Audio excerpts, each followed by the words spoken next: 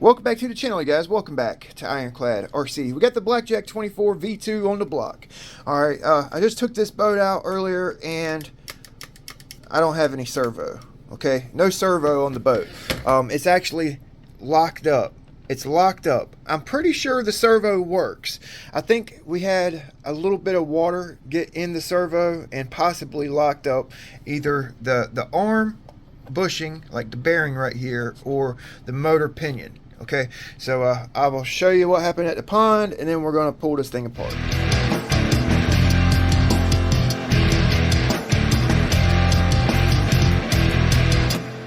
I don't have the GPS in there.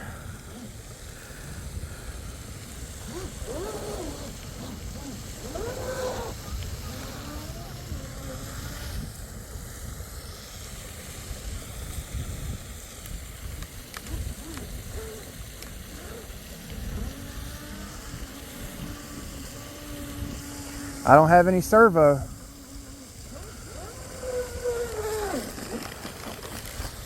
Huh. Yeah, this boat had water in it the last couple times I took it out. All right, so I got the servo out my Blackjack 24. The reason I have my servo out the 24 is it didn't work. Plugged my batteries in, gave it some throttle, no steering, okay? And I knew exactly what it was. I knew exactly what it was. It was not a dead servo. And a lot of guys mistake this S603 for dead when it don't work. And all it is the motor bushing, or I guess the shaft in the servo. All it needs is a little like lube. You know what I'm saying? Just a little bit of lube, and it'll come right back to life. If it is locked up, you may need to like just kind of force it and rotate it, and it'll break it loose. Once you do that, put a little bit of lube on there, and it's good to go. Okay. Now, while you have it open, or you could do this before it stops working, you know, go ahead and open it up, take the bottom part of your servo off, a little bit. I use Corrosion X, or I guess bearing oil would work. Corrosion X seems to, it's been doing really good for bushings, bearings, motor bearings, and the like. It actually does really good. So while you're in here, you don't want to get Corrosion X on these plastic gears because it will make them brittle. So what I do is just a little bit of like oil, just a little bit of oil on these pins, okay? And a little bit of oil. A lot of these things come with bearings. This one has a bushing, a little bit of oil here, a little bit of oil here. If this was a metal gear servo, it would lock up on that bushing, but it's a plastic gear, so I really doubt it's going to lock up here. You know what I'm saying? You just need a little drop of bearing oil or Corrosion X on that spur gear right there. Okay, so it works. Make sure you just take a picture of the gear orientation, or you got my video to go by. Alright, just make sure all that goes back in the right way. Okay, then you just put these guys right here back in. Now actually, so they've actually done some waterproofing to this servo. So if it's not working, it's got to be the motor. It's got to be the motor. Okay, you see the servo, it's got some conformal coating on it, so you don't need to spray Corrosion X on this. You see that? It's waterproofed. That's new. The old ones are not waterproofed. And that's how, or why, my S603 has lasted so long in my original Blackjack 24. Because I lubed up the bushings, bearings, and shaft. Now, if you wanted to, you can actually put some grease on this right here. But these are plastic, and you ain't got to worry about them locking up, you know. So that's how I service my servos. There's not much you can do down here, which I actually put a little drop of oil in the bottom of this, and I was hoping it would, like, you know, like seep into that motor bearing. I doubt it. Probably mess it up. But that's how you fix it. Pretty easy, and it can be frustrating. It's a pain in the ass, you know.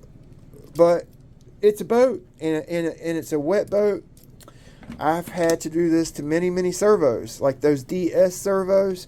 I got to where when I get them, I'll just bust them open and put Corrosion X on the bearings, the bushings, you know, motor pinion, and I don't have any issue, you know. You can pack it with dielectric grease. That's actually a really good way to waterproof a servo. Dielectric grease. All right. I actually was I've already got it all back together. I got some dielectric grease. I should have probably packed it, but too late now. I'm just going to get this tight. There's no O-rings in there. Like on these seams right here, there's no O-rings, so I'm going to try to get it tight here so no water gets in it.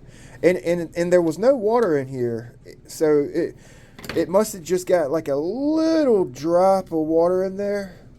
It evaporated, and a little moisture basically locked that motor bearing up.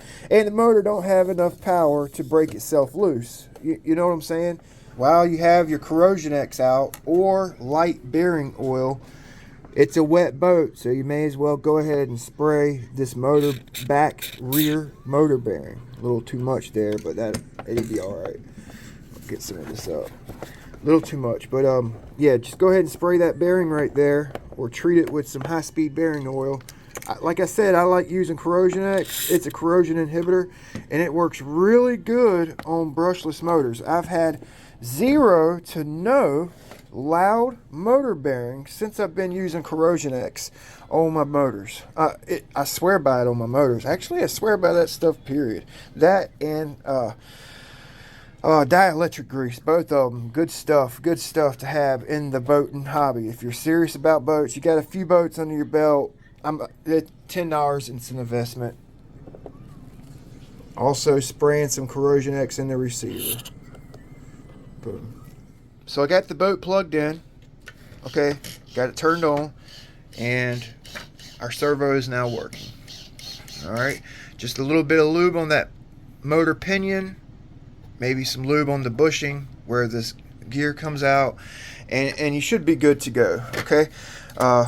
Yeah, also back down on my dual rate here. You don't need a whole lot of throw. Your servo will actually last longer if you back off the throw. You don't want it like, you know, too much. It'll put more wear and tear on the motor, and it will actually cause the boat to flip when you do a hard turn. So back off your dual rate. I just used this water bottle. I have a brass nipple on it, and I hooked it up to these two cooling lines.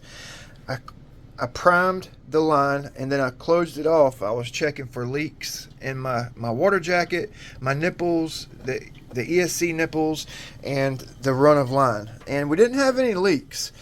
That servo quit working because there's water in the boat. Okay. I've actually been looking at this hatch, and it really looks like the hatch isn't seated fully on this foam. So you can see the imprint here. It's seated real nice in the corners, and then it like goes to nothing, and then you can see the imprint start back up right here. Same thing on. I actually have 2 rolls of saddle tape on the way. They won't be here till next week, so we're going to run that foam sticky tape around the outside diameter of this hatch, and that may actually prevent water from getting in the boat. This antenna tube right here, this silicone tube that they used for the antenna, it was actually it was loose, so I put a smaller tube on. So we'll check that. It was loose enough it would fill the boat up with water. So we'll check that, and we're just gonna have to run it and try to figure out where the water's coming from. That's the only thing I could tell you. You know, that's what I'm working on. I'm working on it. So hopefully this helps you guys out. You know what I mean? And I try to be honest with my viewers when I do a review on the boat. I try to be honest, and when something breaks, I show you. You know, I try to be very transparent. I think that's why a lot of viewers watch my channel. I try to be honest.